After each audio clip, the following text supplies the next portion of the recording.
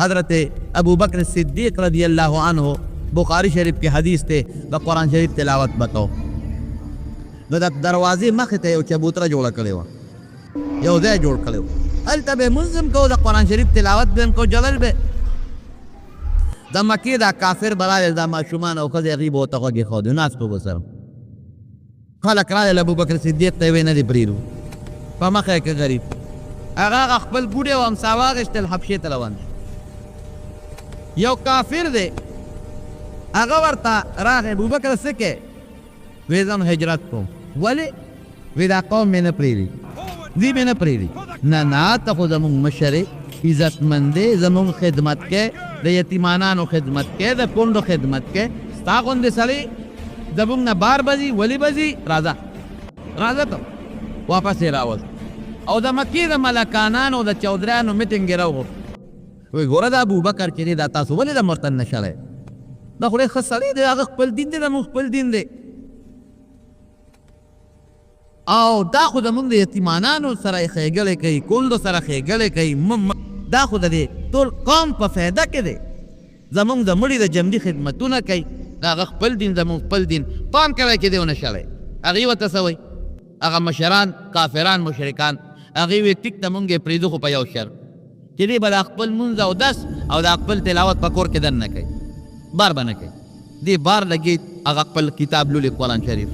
نو زمونږ ماشومان او ښځې ورته راغورلی شي مونږ یریږو چې زمونږ دا ماشومان او ښځې د ده قرآن اوري مسلمانان نه شي چېرته هغوی کې خو دومره اثر دی چې دا کافر راغی ابوبکر صدیق ته وایي به داسې کار دی ما د امن درکړ خو ته به مهرباني کې را دې نه پس به دا قرآن په کور کې دننه وی مونځ به په کور کې دننه کې دا شرط دی در باندې ډېره ښه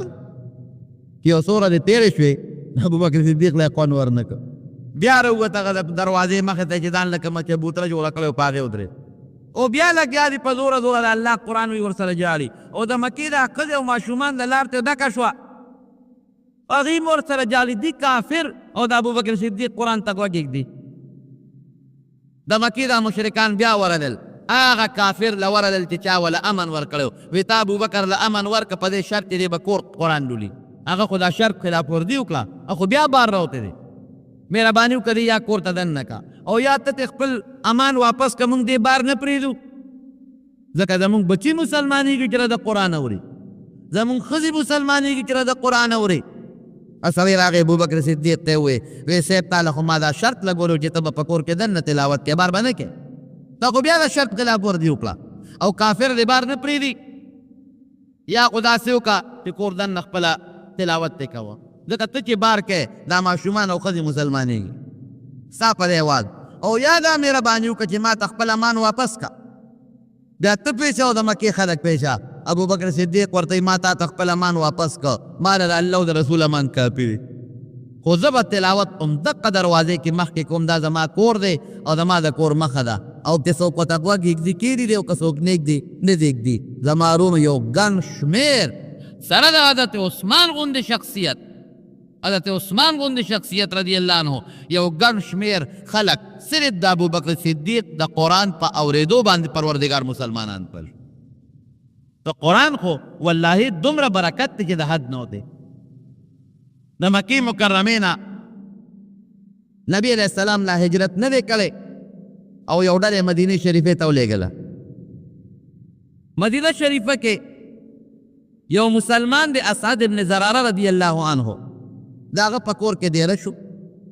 دا لا حضور پاک هجرت نه دی کړی خو صحابه ولېږل او دا اصحاب ابن زراره کور کې دیره شو الحمدلله هلته د مدینې خلک خبر شو هغوی یو میټینګ راوغوښتو دارې بلجین ساعده ورته وایي هلته ناست یې لکه د اسعد ابن زراره د مکې نه څه خلک راوستی دی هغوی خو زمونږ د پلار نیکه دین بدلی وی یو خدای دی او قرآن دی او نبی علیہ السلام نوم اخلي په هغې ایمان راوړی دا خو څه نوي خلک راغلی دي دا شړل غواړي او که دا مونږ ونه شړل نو ممکن نه چې زمونږ د مدینې خلک ټول دغه دین ته واوړي اسید ابن حضیر رضی الله عنه دغه وخت کې لا مسلمان نه دی کافر دی نوجوان دی هغه ویل لکه داسې وکړې ما پرېږدې زه ورځم او دا چا چې دا مسلمانان په دا کور کې ډېر کړي دي اسعد ابن زراره زما دوست دی زه به یې پوه کړم وایي بس که دې پوه کړه ښه که نه په ورځو پې په شریکه دا مسلمانان هم ووجنو دا چې چا ډېره کړي دا هم ووجنو وایي بس زه یې پوه یم اسید ابن حضیر وایي تاسو کښېنئ هغې مجلس کې ناست دی ولاړی دروازې والا هغه اسعد ابن زراره والا راووت رضي الله عنه دی ورته ویې هلکه ما اورېدلي دي چې تاسو د مکې نه راوستي دي څه نوي دین والا او هغه نوي دین دلته خورئ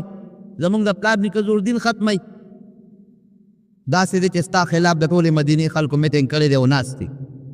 نو یا خو دا خلک وشړه او که دا نشي چللی نو زما دوست دی زه باندې خفه کېږم نو ټول قوم ستا خلاف بلورې پرېږدي دي نه تا هم وژني او دا خلک مسلمانان هم وژني نو یا خو دا خلک وشړه او ګنې دا خلک ستا خلاف بلورې زم بیا ستا د دوستانې لحاظ نشم کوی زه هم د هغوی مرسته کوم اسد ابن زراره ورته ویل سید ابن حضیر ورته وی ملګري ته خو مې دوست دی که نه وی وی داسې کار دی کسان لري بوزم او هغوی چې څه ویې واوره که د هغې خبرې غلطي نو تی د مټه ونیسه وویې شه تا ته اجازت دی او که خبرې ټیکي نو ولې را باندې بې ګناه خلک شړئ اسید ابن حضیر ورته دا خو هوښیاره خبره دا زه چې ورځو کور ته یې دننه که چې کور ته یې دننه که په هغې کې چې کوم مشر استاد و هغه مدرسې په دواړو سترګو لوند دی عبدالله ابن ام مکتوم صحابي دی رضی الله عنه په دواړو سترګو نابینا دی الګیا دی خلکو ته قرآن ښایي دا شیخ الحدیث دی دا شیخ القرآن دی دا زمونږ د مدرسې مشر دی او ورونو دا څوک دی دا مشر عبدالله ابن ام مکتوم په سترګو ړوند نابینا د قرآن حافظ د مکې نه راغلی دی خلکو ته قرآن ښایي چې دی ورغې اسید ابن حضیر هغه اسد ابن زراره هغه کوربه ورته وایي وایي زما را دوست دی دته یو څو خبرې وکړه هغه ورته ویل ډېره ښه نو د قرآن شریف تلاوت یې ورته شروع کړه چې تلاوت یې شروع کړه دا اسید ابن حضیر چپ شو وایي دا تا ماته څه واورول وایي دا زمونږ کتاب دی قرآن ورته وایي وایي دا کوم دی وایي دا زمونږ پیغمبر دی محمد رسول الله صلی الله علیه وسلم په هغه الله نازل کړی د هدایت کتاب دی یاره وایي داسې خبرې داسې کلام خو ما چېرته نه دی اورېدلی وایي ستاسو د دین څه نوم دی وایي زمونږ د دین نوم اسلام دی او وایي تاسو څه وایې مونږ دا و چې الله یو او دا کې ما درته څه ولوستل دا د الله کتاب او دا چې پچه نو په الله ایمان یو دی او په دې کتاب ایمان چې دا د الله کتاب دی او دا کتاب چې په کوم پیغمبر راغلی دی هغه منل دا درې خبرې زموږ وی د دین نوم هم اسلام دی وی په دې کې په څه طریقه سړی داخلېږي وی به دغه کلمه شهادت به وي داخل بشي وی لاس راکړه هغه اسید ابن حضیر کلمه شهادت وی پروردګار مسلمان کو د قرآن د اورېدون چې مسلمان شو قوم په میټینګ راغوښتلی دی ولري ورته ودرېده وی څه چل دی او که سړی دې پوه کړه یاره وی هغه خو ډېر ښه خلک دی هغې خو ډېر رښتیا خبرې کوي او امام په ایمان راوړه ملګری شوم خدایه مونږ لېږلې سلوې او دا پتا خو د هغوی اثر وشو بل یو کس پاسېده سعد ابن عباده رضی الله عنه د خزرج قبیلې سردار او مشر وی داسې کار دی دا اسعد ابن زراره زما د ترور زوی دی زه ورځم زه پوه یم که ما پوه کړه خو ډېره ښه ده که ما پوه نه کړی شو نو زه به ستاسو ملګری یم او د هغه سره چې تاسو جنګ کوئ زه به مو سره کوم ډېره ښه تاسو کښېن دی ورغې اسد ابن زراره ته یې دروازه ووهله بار وله راووته ترور زوی هم اورېدلي دي چې څه خلک تا راوستی دی مسلمانان ورته وایي او هغې څه نوې خبرې کوي او زمونږ د پلار نیکه زوړ دین بدلوي دی ګوره ماما زویه داسې کار دی ته راشه په خپله د هغې خبرې واوره که دا خلک غلط و تا له اختیار در کوم ویې شړه او که خلک ټیک و نو ولې را باندې بې ګناه خلک شړئ وی دا خو هوښیاره خبره ده ورننوت چې ورننوت همغه نابینا صحابي عبدالله ابن ام مکتوم هغه ته ویل د قرآن تلاوت ورته هغه ورته صاحب د قرآن شریف تلاوت شروع چې تلاوت یې شروع کړه هغه سعد ابن عباده چې څوک په جوش کې راغلی چې دا به شروع او ورته وایي دا څه شی دی وی دا د الله کتاب یاره ما خو د دنیا خبرې اورېدلې دي وی دا رښتونی کتاب معلومیږي ستاسو د دین څه نوم دی اسلام وی په دې کې او په کومه طریقه داخلېږي سړی دې کلمه شهادت به وي اشهد ان لا اله الا الله واشهد ان محمدا عبده ورسوله بس ور داخل بشي وی دا رښتونی کتاب دی معلومیږي دا چې ستاسو دین رښتیا دی لاس راکړه لاس یې ورکړه هغه بیا آیاتو کې پروردګار د قرآن په اورېدو هغه مسلمان کو راغې اوس قوم ناست دی دې ورته مخامخ ودرېد قوم ته وایي ټول اوس په زرګونه خلک ناست دي په دارې بني ساعده کې لوی اجتماع ده تورې په لاس دي چې ورځو دا مسلمانان وجنو شړو دا مشر ورته سعد ابن عباده وی بچې زه څنګه سړی وی ته خو د قوم زمونږ مشر یې وی نه زه هوښیار یم که قمقل نه نه وي ستا غوندې هوښیار سړی بل کم وی که زه یو فیصله وکړم زما خبره به منې د هغې خو دا مطلب و چې دوی به راته وایي چې راځئ چې پرې ورځو د انقلاب ته خور ډېرې خوشحاله زنده باد و دوی به راته دا وایي جي بلکل ته مخکې کېږه مونږ درپسې یو ته چې څه هلکه ګوره یوازې مې پرې نه دی ګوره کلکولې نه نه جي کې ته څه وایې مونږ ستا تابعدار ته خو مونږ بوځه او تورې راکړه چې در سره ځو که نه ځو وی ښه داسې کار دی چې د هغې څلور خبرې ما واورېده د هغوی هغه کلام مې واورېده د هغې نوم قرآن دی او د پیغمبر نوم محمد دی صلی الله علیه وسلم او رښتونی دیني دی او زه خو یې ملګری شوم ما خو په ایمان راوړه او تاسو ته هم وایم چې ایمان پرې راوړئ مسلمانان شئ جناب په هغه مجلس کې په زرګونو خلکو په یک دم ټول الله مسلمانان کلو کلمه شهادت وي دا د قرآن برکت حضور پاک مبارک کی مدینه شریفې ته ته مدینه منوره فضا اواره وه ماشومان او جنکو او هلکانو استقبال کو دا د چا برکت شو د قرآن شریف په سچه چې د قرآن شریف تلاوت څوک کوي هغه له خوند او هغه له پله کې لاره وباسي او چې څوک یې اوري چې دی مسلمان یو د زړه په نیت یې ورته غوږ کېښوده قسم دی چې د هغه په زړه کې به هم اثر کوي لارې به پکې وباسي حضور پاک مبارک کې به د قرآن شریف تلاوت کو عائشہ صدیقه رضی اللہ عنہ فرمائی ولجوفه عزیز کعزیز المرجل وی دې سینې به لکه د کټوې جوشونه وال او جلل به ورسره او د خپې مبارکې به وپړسېدې حتی تورمت قدماه د خپې به وپړسېدې خوند به یې وله ورکو نو قرآن ډېر د برکت کتاب دی روم او ډېر د هدایت کتاب دی او چې کوم ځای د قرآن شریف تلاوت کوي د الله قهر و غضب بالته بالکل نه نازلېږي او مونږ قرآن شاته کړی دی که مونږ قرآن ته شا کړی ده هغه هم اتخذو کتاب الله وراءکم ظهریا مونږ شاته غورځولی دی مونږ قرآن له توجه ورنکړه مونږ هدایت د قرآن نه ما سوا په نورو څیزونو کې ګڼو حالانکه نبی کریم صلی الله علیه وسلم فرمایي چې د هدایت لوی سرچشمه د الله قرآن دی او که چا د قرآن نه ما سوا په بل څیز کې هدایت طلب کو وی دا به ګمراهان جهنم ته به رسېږي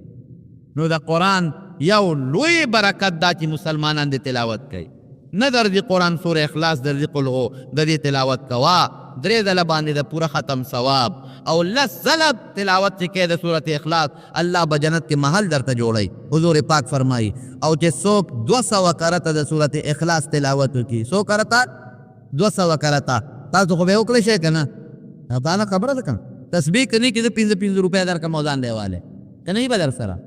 200 کرته دا چې کوم لوی دي او سوره اخلاص ورځي ما سره واده وکړه انشاءالله یو ورځ کې وي که 2 ورځې کې وي که 3 کې یو ورځ کې نه په یو 2-3 ګنټې کې کېږي په یو ګنټه کې کېږي سوره اخلاص به سره د بسم الله 200 کرته وایې که نه لاس اوچت کړه چې څوک ووایم به الله به پې اجر څومره درکوي اوس دا واوره اجر به الله دومره درکوي چې څوک 200 کرته سوره اخلاص ووایي د 50 کالو ګناهونه به ورته رب العالمین معاف دا هو وایه که نه یا قربان باندې پوهېږي او په دې نه پوهېږي کنځل کوئ او بل سره غیبتونه او سیاسي هغه ښه دی او دا ښه دی او دا ښه نه دی ټول عمران د خوله ستړې کړه دا ووایه ورونو ستاسو فایده ده پکې د ما ورکې څه دي خو دا خو ستا د فایدې دپاره ګرځي قسم دی علما او طالبان او حافظان ستاسو خیر خواهان دي ستا بچو ته قرآن ښایي ستا بچو ته دین ښایي ستا بچو ته علم ښایي بله ورکې څه فایده ده چې ته دینداره شې ستا اخلاق خشي ستا عقیده خشي ستا عمل خشي بیا هم مونږ دا مولیان پرې نه ښودل خبرې دي ورپسې وترې دي هغه داسې دی هغه داسې دی طالب صاحب داسې دی عالم صاحب داسې دی حافظ داسې دی دا تا ته دین ښایي تا ته قرآن ښایي تا ته نیغه لار ښایي د دې عزت وکړې د الله د برکته د قرآن نه مخې قدر وکړې د پیغمبر نه مخې قدر وکړې الله به دله په دې اجر درکوي نو د مارونو یو فایده د قرآن شریف تلاوت دی یو حق دا شو روزانه چې چاله قرآن شریف ورځي او په ناظره باندې نو چې یو سپاره تلاوت خامخا کوي چې خشتق کل رو رو یا کوي 60 منټه پې لګي یا 15 منټه پې لګي نو یو سپاره تلاوت یا نیمه سپاره تلاوت که دا نشي کولی یو رکوع تلاوت خو دروازې کوه دویم حق یې څه دی نو حفظ دی سنت کفایي دی په کلي کې به یو حافظ خامخی کور کې پکار دی کور کې نی محله کې پکار دی قوم کې پکار دی قوم کې نی محله کې پکار محله کې نی په علاقه کې پکار کا علاقه کې یو قسم حافظ نو د ټولو غالبا دره او بچو حفظ وکړي دا بچی چې تلاوت کوي والله ستا پکې اجر او فایده ده حضرت موسی علیہ السلام تفسیر کبیر کې مولانا امام رازی رحمه الله لیکلی بلا ربانی موسی علیہ السلام روان دی او قبر کې ورته عذاب ملاوي پیغمبر ته د قبر کشف کېږي دی چې واپس هم په هغه لاره راځي په هغه قبر کې هغه انسان ته خوشحالۍ ملاویږي حیران شو چې الله اوس تلم نو دې قبر والا ته عذاب ملاوېده په جهنم کې پروت او چې اوس واپس رالم نو په جنت کې پروت دی دا ولې فوراً جبریل علیه السلام ورته راغی پیغمبر ته چې څه مسله پیښه شي فرشته ورسره فوراً راځي وی چې اوس تلم نو دې قبر ته عذاب ملاوېده او چې اوس واپس رالم نو دې په جنت خوشحالۍ کې پروت دی دا ولې وی صاحب دا سړی چې مړ شو د ده نه ښځه حامله پاتې شو امید بچی لا نو پیدا دا سړی مړ شو دا قبر وه او ډېر ګناهګارو الله پې عذاب شروع هغه د ده د مرګ نه پس د ده بچی پیدا شو او دې خو لګیا د قبر کې عذاب ملاوي ګناهګار د ده د مرګ نه پس چې د ده کوم بچی پیدا شو هغه لوېده اوس لږ ساعت پس هغه ماشوم لوی شوی نو مور بوته او جومات کې استاذ ته کېنو چې دته تورات وخایا هغه زمانه کې خو د خدای کتاب تورات وکړه تورات ورته وخایا استاد ورته وی وایه بچې بسم الله الرحمن الرحیم مونږ خو بسم الله وایو هغې د هغې مطابق چې کوم لفظ د الله په نوم شروع کوم عبرانی سوریانی کې نو ماشوم وی بسم الله د الله په نوم شروع کوم وی الله وی چې د ده نه کم پیدا دی هغه د ما نوم اخلي هغه ژبه د ما په نوم راتی او دله د عذاب ورکو بند کې پیدا به جنت ته ولېږي نو ستا نه چې کوم بچې حافظ پاتې شو په رمضان کې تلاوت کوي حافظ هو برکتي انسان دی ولې چې دې قرآن یادوي نو څونه بار هغه آیاتونه وایي هسې خو نه یادېږي او بیا دورونه کوي او بیا رمضان کې چې ختم کړي د هغې نه مخکې څو ځله دور کوي نو څومره اجر او ثواب د ده کېږي او څومره د مور او پلار کېږي حفظ بهترین شی دی د قرآن شریف او دریم نمبر حق یې څه دی ترجمه ده د مولانا صاحب نه په ترجمه د قرآن مقصد ځکه دا د الله خط دی دې کې الله ډېر څیزونه غوښتي دي او بل حقیرو نو څه دی علم چې د قرآن علم سړی وکړي دې مدرسو کې علم کېږي د قرآن هغه پوره تفصیل سره علم یې د قرآن شریف د قرآن په مسایلو سړی پوهېږي په احکامات یې سړی پوهېږي او یو بل اخیري حق دی دا څلور حقونه خو الحمدلله زموږ په وطن کې شته تلاوت هم کېږي او حفظ هم ډېرې مدرسې دي او درسونه د قرآن شریف هم شته او مدرسو کې علمونه هم شته او یو اخیري حق یې بل دی چې په هغې زما تاسو د ټولو غاړه بنده هغه د قرآن نظام دی ګورئ قرآن شریف کې الله وایي السارق والسارقة فاقطعوا أيديهما د غل سړي نه او غلې نه لاس پرې کړئ الزانية والزاني فاجلدوا كل واحدة منهما 100 جلدة زناکار سړی او ښځه په درو وهه قاتل داسې مړ کوه دا قانون زمونږ په وطن کې نشته دا حق باندې زمونږ ستاسو غاړه بنده ده الله دې کړي چې زمونږ په وطن کې د قرآن و سنت نظام راشي چې دا غاړه هم زمونږ ازاده شي امن سکون او اطمینان به راشي زما ورونو دا د قرآن شریف حقونه دي نو کوشش وکړئ د قرآن دا حقونه خپل کې خپل بچي وباسئ حافظان یې کې نشئ کولی حافظان عالمان یې کې حافظان ډوډۍ به الله ورکوي دا نشئ کولی نو کم از کم جومات ته رالېږئ چې په ناظره خو قرآن زده کړي که نه چې تلاوت کوي ته به قبر کې پروت یې فایده خو درته ورسي که نه بس اخري یو بل ټکي درته وایم ما چې کوم احادیث ولسته آیات ولسته الله فرمایي چې انا نحن نزلنا الذکر قرآن یو لوی نصیحت ته دا موږ نازل کړی و انا له لحافظون حفاظت به موږ کوو هغه حفاظت الله په چا کوي هم په دغه طالب علمانو هم په دغه حافظانو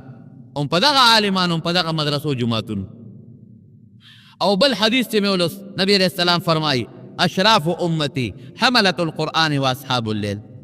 وی زما په امت کې دوه ډلې دي چې هغه ډېرې بهترینې دي یو هغه خلک چې هغې د الله کتاب قرآن داسینو کې پټ کړی او یو هغه خلک چې د شپې پاسي خپل رب ته په سلګو سلګو جاوي نو طالبان او دا حافظان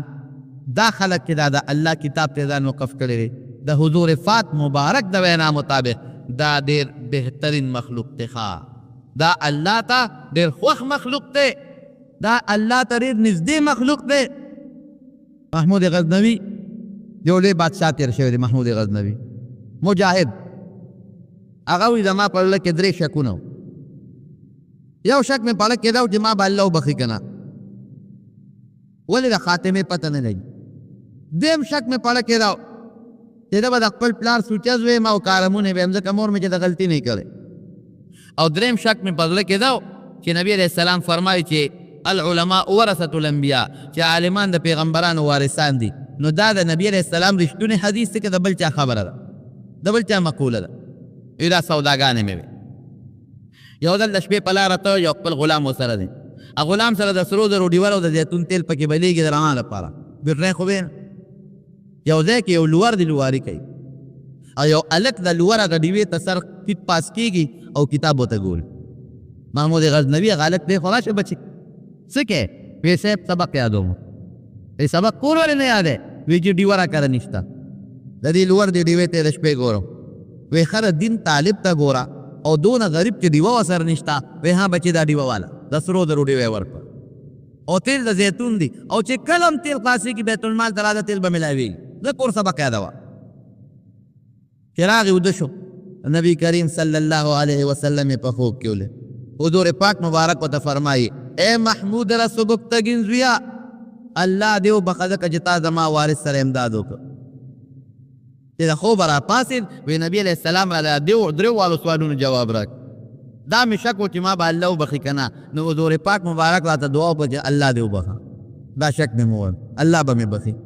دا مې شک و چې د مور خپل زوی مو که پردی د پلار مور مې غلطي که ده نه کړې چا سره، نو وی راته د پلار نوم واخه چې ای محمود رسول مبتګین زویه خدای دې وبخه. نو پته ولګېده چې پلار مې خپل. او دریم په دې حدیث کې مې شک و چې عالمان د پیغمبرانو وارثان دي. یاره دا واقعي د نبی علیہ السلام حدیث دی او که دا د بل چا مقوله او خبره ده؟ وی راته وفرمایل چې ای محموده د سبکتګین زویه الله دې وبخه ځکه چې زما وارث سره د امداد وکړو. نو طالب ته خپل وارث ووی. نو چې طالب یې وارث شو، وراده استاد عالم حافظ په یقینا وارث شو ګن. دا د پیغمبر وارثان دي او د حضور پاک وینا ده. ګوره وارث هغه چاته وي چې پلار یې مړ شي یا نیکي مړ شي یا مور او د هغه نه کم مال پاتې شو دی په قبضه کې والي. نو د حضور پاک مبارک نه څه پاتې دي؟ ترکت فیکم امرین لن تضلوا ما تمسکتم بهما کتاب الله و سنتي. وی دوه څیزونه مې درته پرېښي دي تر څو چې په تاسو خپلې منګولې ولګولې نو تاسو به کامیاب یې. یو د الله کتاب او بل د ما سنت. نو دا چې چا قبضه کې واخیستل د حضور پاک میراث دی، نو هغه وارث شو که د مارو د عالمانو طالبانو حافظانو مدرسو قدر وکړئ. ښه پردی ژبه به نه غږوئ. نن امریکا د دې دشمنه ده. نن د امریکې او د برطانیې دا سوچ دی چې مدرسه بدنامه شي، بانې وله جوړئ. طالب العلم بدنام شي، بانې وله جوړئ. عالمان بدنام شي، بانې وله جوړئ. جیره بدنامه شي، پکې بدنام شي، مسلمانی بدنامه یې میرے باندې لګیا دي مسلمان شرمای، مسلمان بدنامای.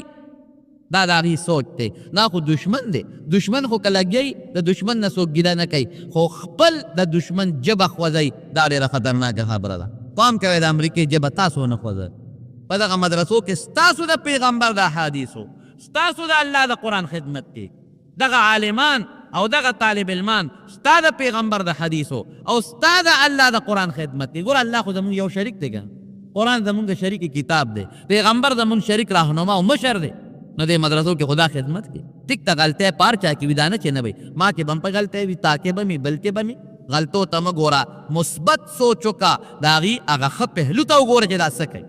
نن که مونږ خور او لور او مور کې تمیز کوو دا راته چا ښوولي دي؟ دا راته علماو ښوولي. نن چې مونږ دا واورو چې دا مونځ کوو دا راته دې علماو ښوولي. که نور چا تبلیغ والا تصوف والا او یا تا ته پلار او ورور ښوولي دي، خو بنیاد ورپسې د علم دی، د قرآن او د سنت دی ورپسې. دا خو هر څه تا ته بنیاد د دې ټولو کارخانه مدرسه ده، کارخانه عالمان پکې جوړېږي. هغه علما ځي، څوک په یو لار کې د دین خدمت کوي، څوک بل لار کې د دین خدمت کوي، څوک بل لار کې د دین خدمت کوي. او ورونو ډېره سخته ورځ ده. حضور پاک مبارک فرمایي چې هر انسان به د خپل عمل مطابق په خپلو خولو کې ډوبې ډوب، څوک د نامه پورې، څوک د کونډو پورې او څوک د خولې پورې. د آخرت خولې د دنیا د اوبو په شانتې نه دي. د دنیا اوبه خو خپله سطح هموار ساتي که نه. اوبه چې د سیند راوبې د ټول خلک به یو شان پکې ډوبي. هلته خو لور او جوره نشته، نه د هر چا خوله به د پورې ولاړئ لکه د جامو په شانتې. ده نه به بیږي او د پورې به ولاړئ، د ده نه بل خوا به ځمکې ته نه غورځېږي، د پورې به ولاړئ. څومره چې د چا ګناه ده هغومره خوله او دی به پکې ډوبې او ګرمي به زیاتی. الله دې د آخرت د ګرمۍ نه وساتي. نو د مارونو دی به پلار ته وي بابا راغلی ما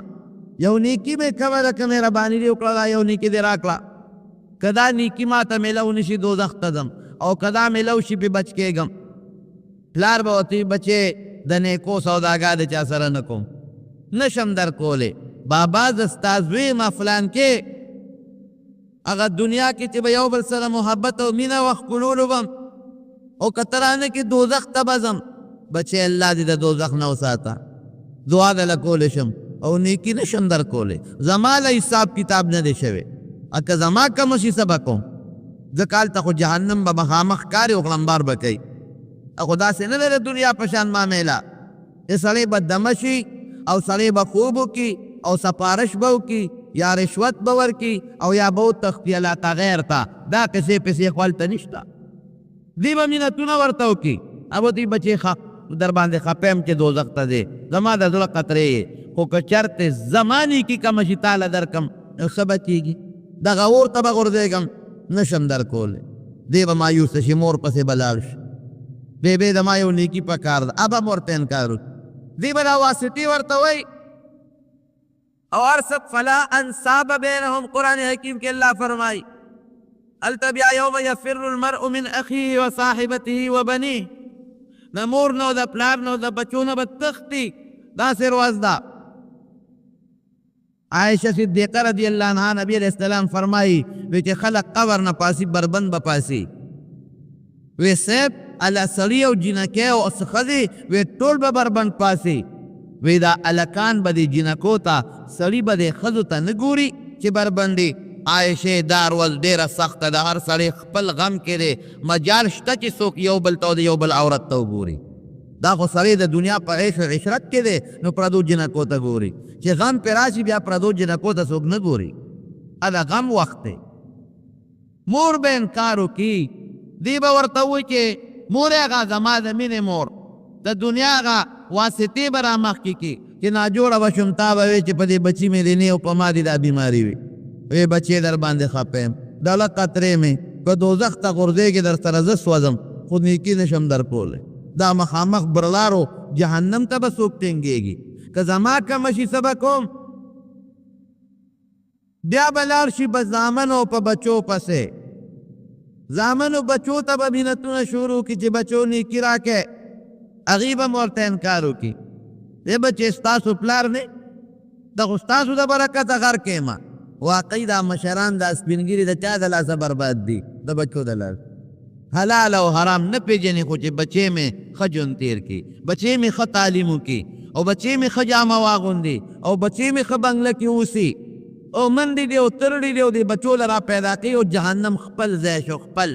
الله دې مساترونو یاد وساته. حضرت علی رضی الله تعالی عنه فرمایي دا د هغه مقوله ده وی د هغه انسان نه بېوقوف انسان بل نشته چې د بل د دنیا د ښه کولو دپاره خپل خیرت خراب کړي. دا کمعقل انسان دی. دنیا دې د بچو جوړه کړه خیرت دې خپل خراب که والله کري دا بچي په کار شي. که نیک بچی دی قرآن دې پې یاد که قرآن دې پې زده که علم دې پې حاصل که او یا نور د نیکۍ لارو سره تبلیغ دعوت او تصوف او نیکۍ سره دې وله واسطه پیدا کړه نو چې دې دا نیکي کوي خو تاله فایده در رسي. خو که چرته بچی دې دیندار نه که قرآن خان دې نه که والله که دې پکار شي قسم مې درته وخور که دې پکار شي چې مړ شي د خلکو د شرم د وجې نه که دوه څلور دیګه در پسې پاخه کي ام بې غوښې ځان به در نه خلاص کي دغه به د ثواب دپاره نه چې خلک وایي چې بابا پسې څونه کړل نور اسم نشته. خبره ختم. نه پکارېږي اولاد او بچي. هغه اولاد او بچي به دې پکارېږي چې ته مدرسې ته راولې جومات ته راولې د الله قرآن ورته وښیې اخلاق ورته برابر کې یا داسې د نیکۍ لارو ته وباسې دقه به دې پکارېږي باقي دې نه پکارېږي. نو بچي به م ورته انکار وکړي یا بچو ستاسو دپاره دا ګناه په ما راغلی او دغه دوزخ ته مې غورځئ که تاسو نیکي رانه کې ای بابا در باندې خفه یو خدای دې بچ کا او که تاله در کو زمون کمه شي بیا به څه کوو.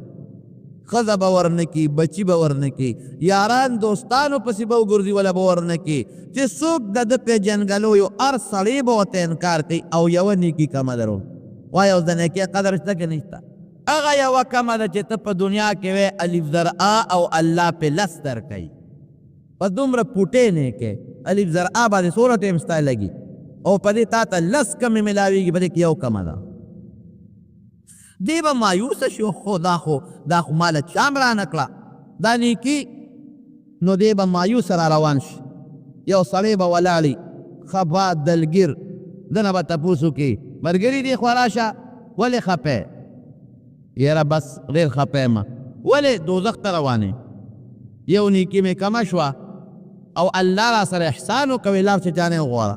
هېچا رانه کړه ما خو ویې دا بلا شی پیدا کړم نه پلار راکړه نه مور په کار شوه نه بچي په کار شو نه ښځه نه یاران نه دوستان چا رانه کړه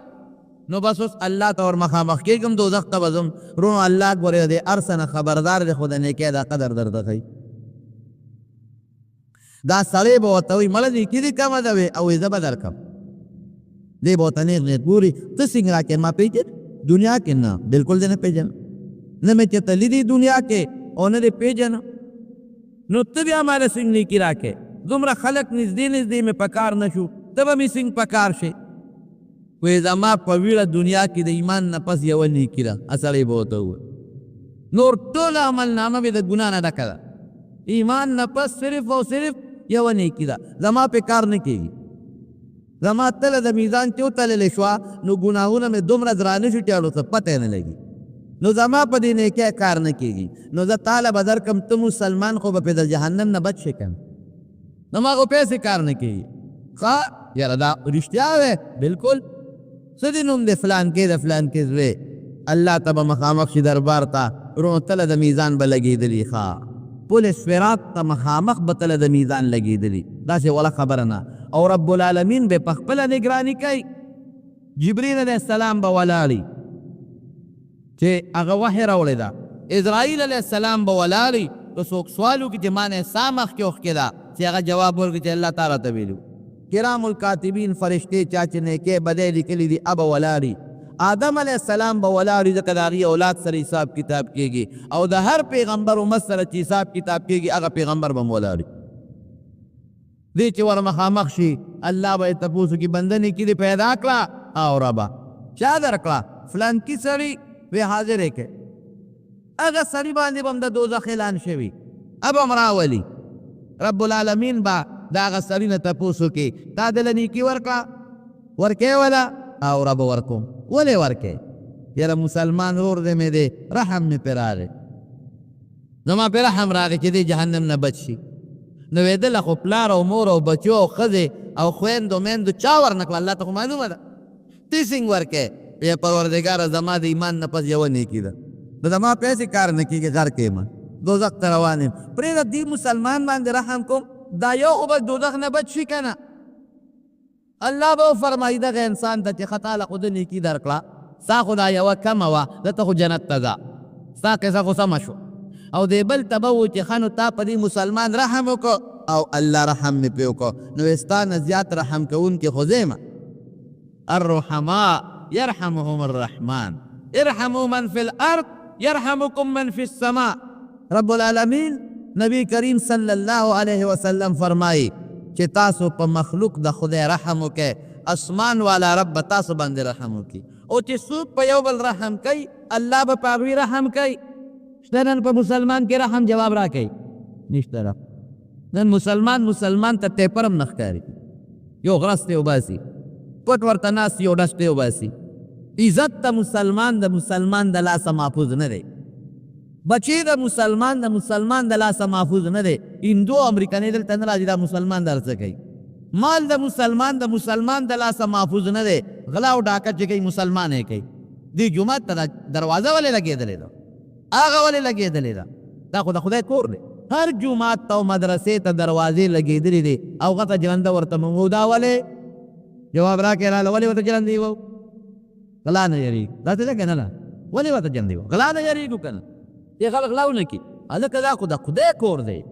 دا قرآن شریف خو د الله دی دا لوډ سپیکر کې خو د الله دین بیانېږي دې پکې ته خو د الله منځګزار منځ کوي نو دا غل د جومات نه غلا کول الله اکبر دا به چې تا د هندوستان نه راغل راځي نو د روس نه به راځي نو نه جي نه د هندوستان او د روس نه نه راځي دا د دې پلوسی دی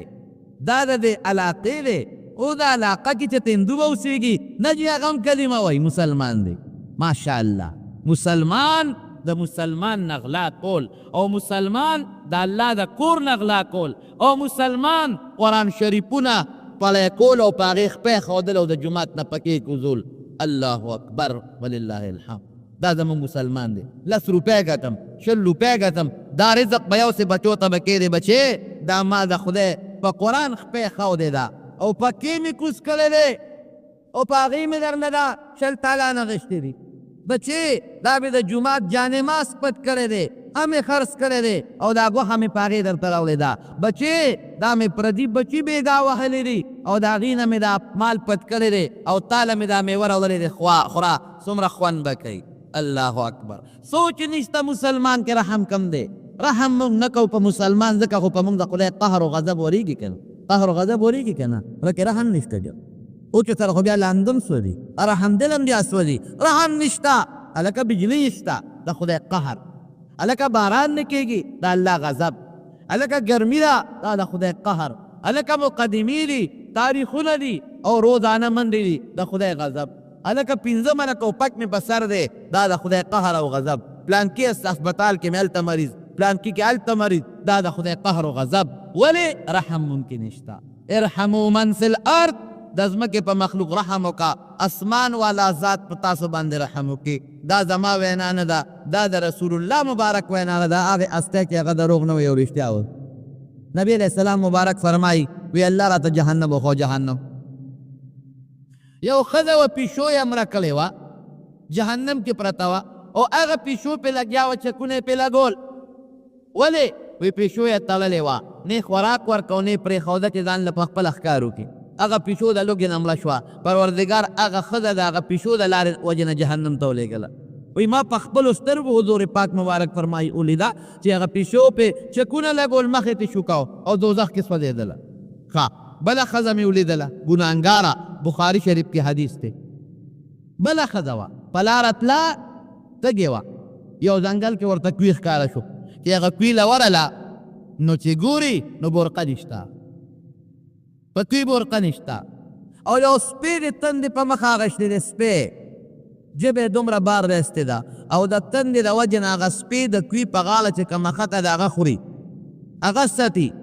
یاره دا ښځه وایي چې زه څنګه تږې معلومېږي دا چې دا سپی هم هغسې تږې دی زر یې موزه وویسته موزه او هغې پورې خپله لوپته وتړله برقه نشته پکې وي او هغه موزې ښکته کړه او د پینې پکې اوبه راویستې او هغه سپي ته یې هغه اوبه واچولې هغه سپي هغه اوبه وڅکلې سپي یې مخکې سیراب کړ وروسته یې ځان سیراب کړ رسول الله مبارک فرمایي د هغه سپي باندې ښځې رحم وکړو سیراب یې کړ الله هغه ګناهګاره مومسه حدیث کې راځي هغه د جهان ګناهګاره ښځه د هغه سپي د رحم نه وجې پروردګار جنت ته ولېږله رحم داسې شی دی مچان وجل جیز دي ګورې ګناه نه ده مچ سړی وجني ځکه دا خو دا بیماری ته پیدا کېږي هیزه او بلبل لیکن د انسان نیت ته ګوره انما الاعمال بالنیات یو سړی چې خوب کې ولید وی الله د سره څه وکړل یاره وایي په یو معمولي عمل یې وبخله په یو ډېر معمولي عمل پسې وبخلې وی چې الله راته ووایي چې یو ځل دې په مچ رحم کړی دی ما وبخلې څنګه صحیح مې راواغېسته په مشوانه کې مې قلم ګنده کړ او په هغې مې خط لیکه خو چې قلم مې راوچت کړ یو مچ راغی په قلم په سوګه کېناسته هغه صحیح یې اسکله ما وی راشه یاره د خدای مخلوق دی او دې وخت کې تږی دی یا اوږې دی پرېږده چې دا صحیح اوس کي لږ ساعت مې ورته قلم ونیوه چې مچ مور شو پاسېده ما بیا خط شروع کړ الله وایي دغه کار دې کړی په دې مې وبخلې جنت ته ده اوس مچ وجل دا به ته نه کوې چې مچ به نه وجنو رحم به پرې کوو نه د هغه یو نیت یو سوچ جذبه د هغه په لکې راله یو نقش یې لکې راغی په هغه نقش پروردګار وبخو رحم به په مسلمان کې الله به در باندې رحم کوي ارحموا من فی الارض د ځمکې په مخلوق رحم وکړه یرفعکم من فی السماء اسمان والا ذات په تا باندې رحم وکړي الرحماء یرحمهم الرحمن چې څوک په یو بل رحم کوي رحمان ذات به هغه انسان باندې رحم کوي نو پروردګار هغه سړي ته وایي وی تا په د رحم وکړه د خو نیکي برابر شوه دی خو دې جنت ته او تا پې رحم وکوې او نو ستا نه زیات رحم کوونکې خو زه ما بېشکه پروردګاره زه اگر چې ایمان دې دی نور دې هېڅ نیکي نشته د ګناه نه ډکې یوه هم دنه لاړه خو تا په ده رحم وکړه زه په تا کوم بې حسابه بې کتابه جنت ته ځه زمارو یو رحم پله کې پیدا کړي بې رحمي ډله نه وباسئ غضب ډله نه وباسئ مسلمان سره ښېګله کوئ ښه سلوک کوئ دویم د دې واقعې نه زما مقصد سو د نیکۍ قدر مې درته وښو دلته خو موږ پروا نشته په نیکۍ باندې لګیا یو ګناهونه کوو او پروا هم نشته ملا صاحب درته وایي سوره اخلاص لوله قل هو الله احد او چې درې ځله دې ولوسته د پوره قرآن شریف برابر اجر او ثواب به الله درکړي دومره نیکۍ به الله درکړي سوره یاسین دا چې دې ولوسته رب العالمین به په دې سوره یاسین د قرآن شریف د 100 ختمو ثواب درکړي دومره نیکۍ الله درکوي لیکن موږ سره د نیکۍ قدر نشته دا واقعه مې دې له درته بیان کړو زما چې په زړه کې ستا د نیکۍ قدر پیدا شي اوس بیا تلاوت د قرآن شریف کوي نورو تلاوت د قرآن شریف کوي درې ځله سورې اخلاص اوس بابا وایي صاحب ما له قرآن شریف په نازله نه راځي بابا سورې اخلاص خو درځي قل هو سورت او دا لوله کنه قل هو الله احد وایا او دا لوله د دریو ځلو قل هو الله احد اجر د پوره قرآن شریف د ختم برابر دی الک فقیر یم او غریب یم درک مې نه لګي جي چاته تعویذ را لوکا چاته چاله بوله کې دعا راته وکړي زه یم رسول الله مبارک درته تعویذ ښودی دی که نه رسول الله مبارک دعا مونږ ته ښودې ده که نه په هغې شروع کوه فقر به د الله ختم کړي هغه څه شی دی سوره واقعه کې څوک لولي بل خیری صورتونو کې صورت ته حضور پاک مبارک فرمائی په کم کور کې چې صورت واقعي تلاوت کېږي هغه کور کې به الله فقر او تنگ دستی نه راولي الله به رزق فراخه ورکوي دی نه ښه دم بل کم دی عمل پې وکړه زمارو د قرآن شریف کې بې انتها فایدې دي او که موږ د قرآن شریف فایدو ته سوچ وکړو او موږ د الله قرآن ته ځان وقف کړو او د الله قرآن ته مو ځان ورنږدې کړو خوند پکې څومره دی وایه رښتیا که نه چې کوم ځای د قرآن شریف تلاوت کېږي د انسان په دې زړه کې کرښې او لارې جوړوي که نه جوړوي دا قاري صاحب دی مشهور قاري تېر شوی دی قاري عبدالباسط مې تلاوت مخامخ په مخامخ اورېدلی دی یو وخت کې ستاسو دې صدر ته راغلی و په دې سنهري مسجد کې سورت قاف تلاوت کوي به هم راغلی ورته ناست ناشنا تلاوت حالانکه شکل ته چې به دې وله کتل نو تا به پې ګمان ځکه ګیره برې تر څه یې دی یو شینه شنه پټه د دې سر نه تو کړې وه دې و د مصر الله آواز ورکړی یو عجیبه لهجه الله ورکړی وه یوازې د قرات او د تجوید مهارت نه اواز سا او بیا هغه لهجه او طرز د تلاوت چې هغه له پروردګار کوم ورکړی و دا په دنیا کې منلی شوی قاري د مصر اوسېدونکي و کویت ته راغلی و د لویو کارخانو مالک و کویت کې خط دی د هغه تاریخ لیکي وی مصر کې هغه زمانه کې چې د مصر بادشاه جمال عبدالناصر و لار کې نو د بل ملک هغه بادشاه وله د ښار دا معززین راوغواړي ډوډۍ وله وکړي او تاسو به لیدلي په دې ډوډو کې ورته بیا غدول او سورنا او ډب ډوبه قصې پسې ورته خوشحالی یې جنکۍ ورته ګډئ شرابونه کبابونه عبدالباسط وایي چې ما ته مې اطلاع راله چې د روس بادشاه دی ورسره ډېر لوی وزیران دي او ډېر لوی وفد دی او جمال ناصر ډوډۍ کړی ته هم راشي ویې لاړم لوی میز لګېدلی دی او د میز نه یو طرف ته د روس بادشاه دی خروشچیف او هغه سره خپل وفد او بل طرف ته جمال ناصر دی او د مسلمانانو وزیران دي او دا میدان ټول د مسلمانانو نه او د دغه روسیانو نه ډک دی هغه سره لوی وفد دلته وی دی خبرې کوي جمال ناصر دغه د روس بادشاه ته وایي چې صاحب که دې خوښه یو کلام درته واورم وی موږ وی چې دی به چېته ډول سورنا او څه ډنګه ډونګه به ورته کوي اوس دلته وی هغه وی چې واوروه وی جمال ناصر ما ته مخ راواړو چې قاري باسط تلاوت شروع کړه وی زه نو تیار نه وم تلاوت ته وی هلکې مې فکر شو چې خدایه تلاوت تا خو د روس بادشاه دی روسیان خو قرآن شریف څه کوي چې خدای او پیغمبر هم نه مني هغوی خدا شی نه مني نه خدای مني نه رسول مني او نه پیغمبر مني او نه قرآن مني دی په تلاوت څه پوهېږي چې د تلاوت ورته وکړم وی لږ غوندې داسې ساوه شوم وی ما ته وایي چې عبدالباسط ته تلاوت شروع کړه ته شروع کړه وی ما تلاوت شروع کړه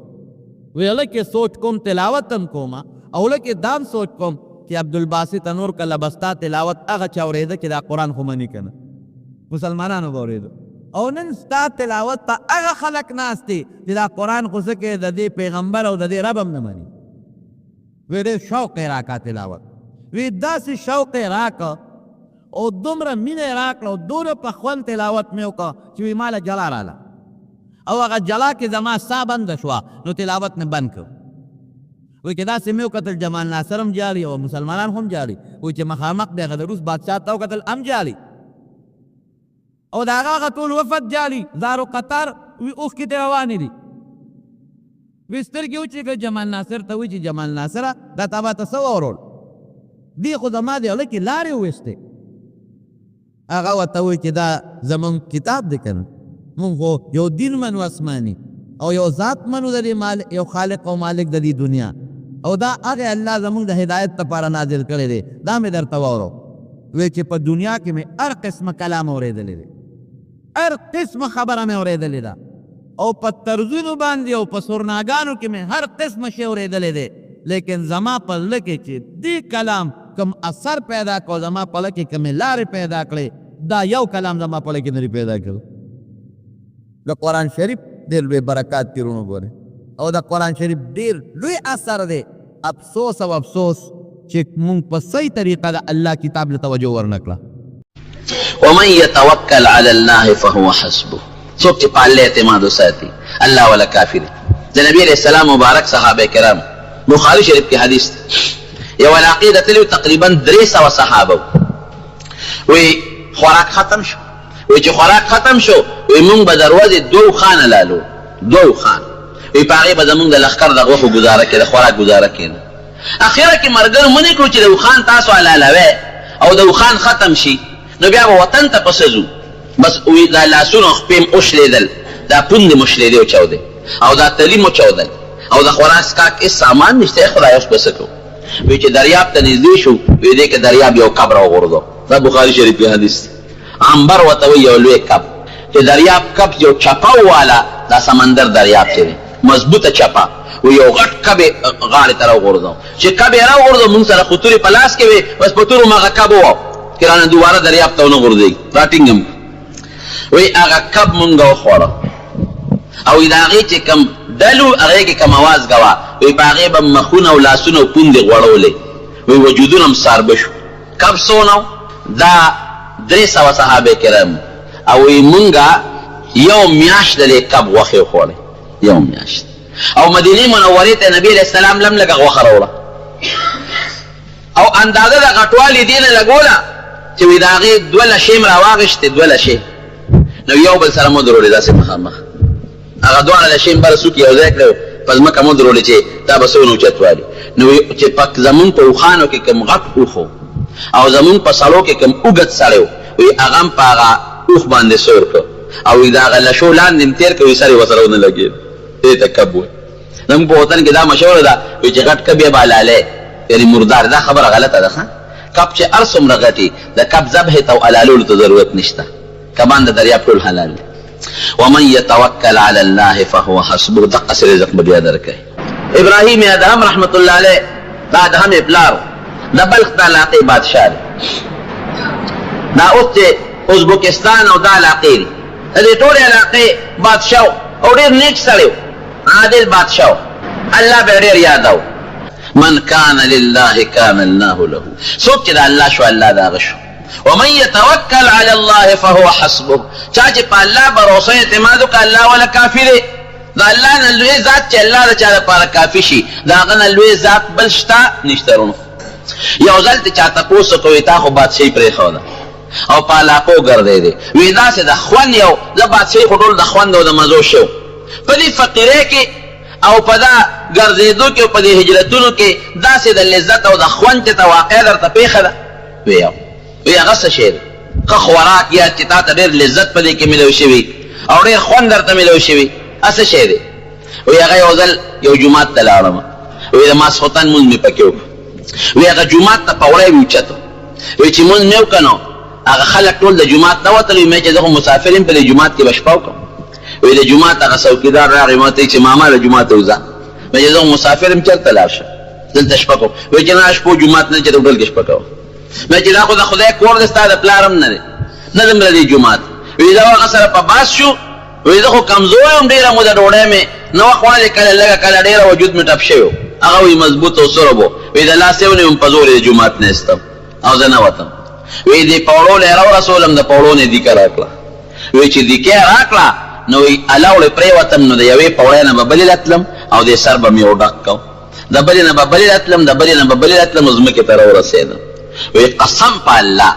چې د خوان وخت ما ته دقه ملو دی چې وی دې سر به مې دې پوړې له وډک کو او د الله تعالی د کم علم او کم رازونه او کم کشفونه به د ما دې مازغول راتلل هغه چې به کم خوند وي دا مې په بادشاه کې نه دی لیدل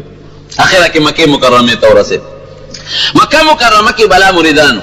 ډېر دې سلور وارو طریقو په دې بزرګانو کې د دې ټول استاد پاتې شوی دی مشر نو الته مریدانو چې د حج ورځې بشوي نو حج کې خلک زیاتی په نور ورځو خلک کمی د دې مریدانو ته به داسې کار وسکه چې استاد حرم خالی کړي میلمنو ته چې دي طوافونه عمره کوي مونږ بغاړه ته او یې خشاک راوړې اپا بازارونو کې خرڅوي او پاغه چې کم شي ګټه تاجانو میلمنو خدمت پکې کو دې کار خو مریدان یې پوي کړی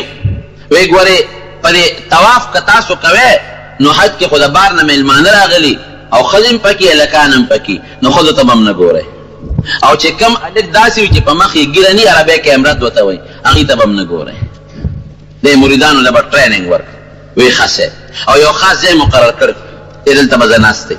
قاجانو به ډوډۍ خوړه خشاکونه به خرڅ چې دې کله لار د په ځای باندې د دغه رعیت د یو ماشوم زو دلته ماشوم والی کې پاتې اگر الوی شو د په ځای بادشاہ چې پلار عادل او انصافدارو اوس بده زمون بادشاہ پلار د مور نه تاسو که زما پلار هغه وت مور وتعالى چې اوریدل مې جوړ په مکه مکرمه کې بادشاہ یې پرېخ نو دې زوی اعلان وکړ چې زه حج روانم او کما سره څوک په مرګرتیا کې په سرکاري خرجونه سره بوزم لوی قافله را روانه کړه چې څنګه رالل نو چې بیت الله ته سړی راځي کولمبه به عمره کوي طواف وکړي مور ورسره ده د ابراهیم ابن ادهم خزه چې د طواف عمره به وکړي بیا په پلار سره ملاقات وکړي لیل اخکر ورسره ده چې د بیت الله طواف او عمره کوله اتفاقا دغه وخت ابراهیم ابن ادهم هم طواف کو نو د خو زوی په ورونی کې پرېخو خو د خدای شان دې زوی دا بوی په دا پلار لګي اوس هم کله ډېره موده پلار دا په سفر کې پاتې شي او راشي که نه دا روز به خپل بچی نه پېژني او چې دو درې تېرې شي او غېږ کې واچوي چې هغه پنځه شپږ کاله چا لوبولي هغه له توجه نه ورکوي هغه خپل پلار له بیا توجه ورکوي زمونږ دا پښتانه وایي که نه وایي د مور او د پلار دا خپلو دا بوی وي د دې پته لګي د په وروني کې پرېښی او دې بچي ته خو دا پلار اړو یاد نه لري چې پلار مې څوک دی طواف کې سره یو بل سره مخامخ شو چې مخامخ شو ابراهیم ابن ادهم دې زوی ته وکتل او صاحب کشف هم وی پیجن چې دا خو مې زوی چې طواف نه کله فارغ شو نا مریدان ورته وی څه وی مونږ دې منې کړي یو چې ښځو ته به هم نه ګورې او بېګیرې هلکانو ته به هم نه ګورې او تا خو په طواف کې یو هلک هغه ته داسې په غور وکتل هغه خو ګیره برید لا نور راغلی اجامت یې نور راغلی او تا ورته په غور وکتل دا ولې او ښځه مو ورسره وه یاره وی ګمان دا کومه چې دا ما ته هغه زوی معلومیږي چې ما په وروني کې پرېښی دی او زه ته راتښتېدلی او دا د پړوني ښځه راته خپله کور والا معلومیږي وایي ځکه مې ورته وکتل دې راغی خپل ځای کې کېناست هغه چې کوم د ده مریدان و خشاکونه یې راوړل خرڅولې او پیسې به یې راوړې په هغې به یې جانله ډوډۍ کول هغې هم رالل زوی یې تپوس وکړ یا دلته یو سړی د ابراهیم یې نوم دی او د پلار نوم یې ادهم دی چې دا به کوم دی خلکو ته خو دې معلوم اراده چې مونږ یې سره ملاقات وکړو مریدان هم خوشحاله و چې زوی سره ډېره موده پس ملاقات کېږي او ښځې سره چې راوستل ورسره کېنول وایي دا د ابراهیم ابن ادهم نه خو پېژن چې دا مې زوی دی نو هغه زوی وله په دې غېږ کې سر کېښود او ښځه ورسره خوا کې کېناست ښځه هم ورته وایي چې بس دی سړیه او ته راځه خیر دی بادشاهي مه کوه ستا هم دا ژوند خوښ دی بس بادشاهي مه کوه راځه دا کار هلته کوه ژوند خو به دې لږ د راحتي جامه خو به دې لږه مزېداره خو ستا مخکې ژوند ته او شکل ته وګوره اوسني ته دې وګوره او زوی م ورته چې بابا هېڅ کار مه کوه صرف خدای یادوه خو موږ سره ځه وی دې ورته په ژړا شو دا د ابراهیم ابن ادهم تاریخ کې لیکي چې په ژړا شو وی د دم د سترګو نه اوښکې وبهیدې خامخا چې بچی چا ډېره موده پس وویني او بیا ورته جاړي لکې رحم راځي وی دا سر یې داسې اسمان ته پورې او سر یې راښکته کړه چې راښکته یې کړه لږ ساعت تېر شو د دوی جړی بنده شوه مریدانو ته ویې راشئ دا لږ اوچت کړې چې هغې لږ اوچت کړه هلک مړ دوی مړ مریدانو یې تپوس وکړي دا څه چلو شو د هلک په څه مړ شو وایي چې دې که زما دې غېږ کې پرېوت کړه او د ما ته وینو د مال کې ما خپل محبت او مینه رااله یو غیبي आवाज راته وشو چې داوا زمونږ د مینې کې او مینس کې د محبتونو او مینې نور خلکو سره دي بس وی الله ته مې مخ کړې ایمه چې خدایا د دې فتنې نه خو مې وساته انما اموالکم واولادکم فتنه قران حکیم کې الله او بل ځکه وی چې اموالکم زینت الحیات الدنیا مال او اولاد تاسو د دنیا ډول دی ګور کني ک اولادی خدای آخرت ته ګټه شو کبد اولادی د دنیا د ګټه ده آخرت ته په خراب نو ایباوی چې بس دوام قبول ده دې فتنې نه چې ما خدای خلاصي خو یا به ما وجنه یا به دی وجنه نو دا پاک قبول شو ما پاک قبول نه شو الله چې دې باور او اعتماد وکړو بیا به نه په ګرمه پر وای نه به په یخنه پر وای دا بنوي یره ګرمي ده او دا مونږ به کې ماسوتن مټول په وځای وګرځو یره یخنی ده او یا یره تیار ده او دا زکات ته او دا خو بلا پیسې را نه دي او دا خو حج او بلا پیسې می برباديږي او دا خو رمضان له خو ګرمي ده روزو سره بس کوم بیا به په دې پروا نه مقصد به دې چې زمان وی الله رضا شي ابراهیم ادم رحمت الله علیه یو ځل خوب ولید دې خوبي یو سړی او د ویزه خپل محل کې ما او یو سړی دې محل ته راځن نشو او کله یو چت تخیج او کله بل چت تا وی ماته تاسو کې چې مرګري سکه وی اوخران روک شوی دی هغه اوخ پسې ګرځم ایمه چې د خدای بنده دا خو د بادشاہ محل دی دلته وسکه اوخ چې دا روک شوی دی لکه د دشت او بیابان او په صحراګانو کې ګوره خو غیا پسې صحرا ته منډي د بادشاہ محل ته خو نه راځي ولی وی دا د اوخ د کتو ځای نه دی وینا دې دربار کې د بادشاہ محل کې څوک اوخ پسې نه ګرځي وی خانو خدای پکې بیا سنگور خدای هم دلته نشي معلومولو دا د خدای د پیجنګلو او د خدای د مونږ زم نه دی چې راويخ شو ور الله وتعالى برابرې دربار کې ناس یو سړی راغیو فقیر سوالګر شکل کې دغه په دروازه باندې کسان مقرر کړیو دا دروانچان اصلي دومره hebatnak شکل لره چې یو دروازې دې تاسو نه کې د څه کې وسکار دي نه په یو دروازه په بل رانه وته د بادشاہ تخت ورسه د سره خپل وزیرانو چې کوم د بادشاہ د شورا خلک دغه ور سره ناشته نه غاري بادشاہ دې تاسو کې لکه څه چل دي سره رااله وې سیب مسافر مو دې سره لرالم دی وټل لشپه پکې کو ابراهیم ابن ادهم او توي چې دا سره خونه ده روغه کته لیوانه دا خو د بادشاہ محل د بادشاہ او دا می وزیران دي زه خار ته ودل چې توټل کې بشپاو کې وې سیب دا سره نه وینا وستانه مخ کې په تخصو نه څوک ناستو وې دا ما پلا وې دا غنه مخ کې څوک وې فلان کې وې دا غنه مخ کې څوک وې فلان کې وې چې دومره خلک په یو ځای لاړ راشي هغه ته سره نه وې زوته سړی روان شو ابراهیم بن ادهم نو کرا دې سړی رولې سه دا سړی څه شو چې هغه په سمندې والے غیبی انسانو پیدا نه لکه سوچو چې واقعي ٹھیک تا په بادشاہ کې خدای ملاويږي هر چاته نه ګوري حضرت عمر ته ملاويږي حضرت ابوبکر صدیق ته ملاويږي حضرت عثمان غنی ته ملاويږي حضرت علی مرتضی ته ملاويږي رضی الله تعالی عنهم اجمعین حضرت عمر ابن عبد العزيز ته ملاويږي دا نیکان خلق هر سړینا هغه بادشاہ د وجه نه غافل شي بیا پیسو سره دولت سره محبت او مینه پیدا شي الله ته بیا یې بیا الله کوم نه یادېږي د خلکو کارونه به کې الله به یادې د کله کې سوچو چې ټیک ته ډېر نیکان خلک او صحابه بادشاہان او قاضیان او مشران او امیران پاتې شوي دي هغه پکې خدای مونډلې د خو ماته ګرانه ده بس پټ پټه د شپې وته بادشاہ یې پرې خو الله یادې راشه ځان لچ تکینم چې د شپې مل یادوم او دروازه مل هغه ته حالت معلومه زمونږ د وطن د بادشاہانو په شانتي نو چې کال تیر کی نو خلک په بیا خیره کوي نو بل راشي نو چې بل راشي او کال تیر کی نو خلک غیتم بیا خیره کوي چې خدای دینم خلاص کړي نو چې بل راشي نو بیا خلک وي خدای چې دا مردار وي بل لازم ولې انصاف زمون په مشرانو بادشاہانو کې نشته ظالمان دي ظالمان او دا اغیار او د امریکای او د يهوديان او د عیسایانو جنتان دي که خدای پاکي مخ د امریکای نه بیت الله ته کې نو څه ایمان په امریکا راوړل په بیت الله او د خدای په ذات د ظالمانو ایمان نشته بهر کیف خلق وځي په ګرځیدل چې موږ بادشاہ به کوم دی چې موږ را پیدا چې دې تل ورپسې ګرځیدل د یو دریاب په غاړه ګیر او د سره یو زور صادر او ستن او سره هغه کې تار چول ځان له صادر ګند او وزیران ورته کې ناستل بادشاہ سلامت دا سکے فروغه کته لیوانه بادشاہ په خلک پیسې ورکې منډه ترلې وای او مهنت او مشقت کوي وتا بادشاہ پرې خو د موږ غواړو او د دریاب په غاړه کې پروت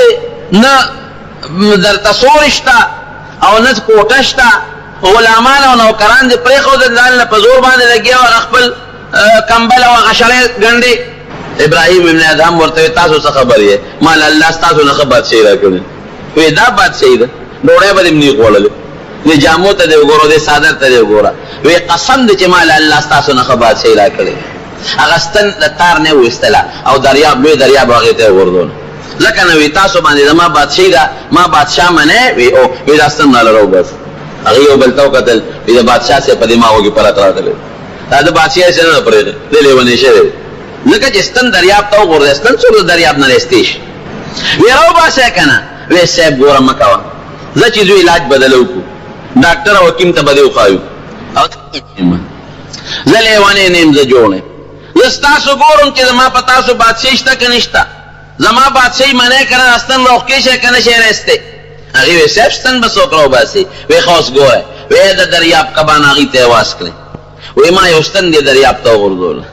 او که تاسو ماله هر څوک په دریاب کې کوشش وکړئ ماله هغه خپله ستن راوباسي. نو دریاب کې خامخا ستنې او دا میخونه پراته که نه، دا پکې پروت دي. وایي کبانو ستنې راوچتې کړې وې، اوسپنې په خوله کې راوچتې کړې وې، او یو کب و چې په سترګه ړوند و، د دا هغه ستن د هغه په خوله کې و، او دلې اخواله راورسوله. کبان د ستنې نه او د کونډۍ نه څونه ځان ساتي، او چې د دریاب د خولې نه راغې نه ستنې ترې راواغېسته. وایي وایه اوس هغه بادشاهي مې ښه وه که دا بادشاهي مې ښه؟ مې په تاسو بادشاهي وه، اوس ما له خدای پاک په دې کائناتو بادشاهي راکړې. نورونو په الله به بروسه اعتماد ساتو، خپل اسباب به نه پرېږدو، د دنیا اسباب به استعمالو. که څوک زمیندار خپله زمینداري دې کوي، خو اعتماد دې پرې نه ساتي. که څوک تاجر دی، دکان کوي یا بل څه کار کوي، دې خپل کار کوي، کاروبار دې کوي، خو په هغې به بروسه نه ساتي چې دا رزق په دې کې دا به د یقیني چې روزي او رزق ماله رب العالمین راکوي. که الله وغواړي د دې ځمکې په دې غنمو کې او په دې غله کې او په دې دوکاندارۍ کې برکت په پیدا کړي، ماله به ترې روزي راکړي. او که الله وغواړي سپمني، باغ به مې زدول او توپان به راشي، ټوله میوه به ترې وغورځېږي، غنم به مې تیاري، بارانونه او ګلی به پرې راشي، سپم پکې ونه شي. نو اسباب استعمالول، خو اعتماد په اسبابو نه کول، اعتماد په لوی الله کول، دې ته توکل او اعتماد او بروسه وایي. الله دې زمونږ په لوی ذات بروسه پیدا کړي. ګوره ما درته مخکې وي چې زمونږ رزق، زمونږ ژوند، زمونږ مرګ، زمونږ خوب، زمونږ ویښه، زمونږ عزت، زمونږ ذلت، زمونږ هر څه الله په اختیار کې دي. چې په الله د اعتماد وساتو، دا ټول بر الله تابع کړي. او چې په الله د اعتماد نه وګرځو، پسې منډې وه. دعا وکړئ چې الله په موږ رحم وکړي. دا دعا وکړئ چې خدای پاک زمونږ په دې وطن کې چې دا کوم جانجي او ګونجي دي، خدای پاک دا ختم کړي. خدای زمونږ په دې وطن کې امن او امان راولي،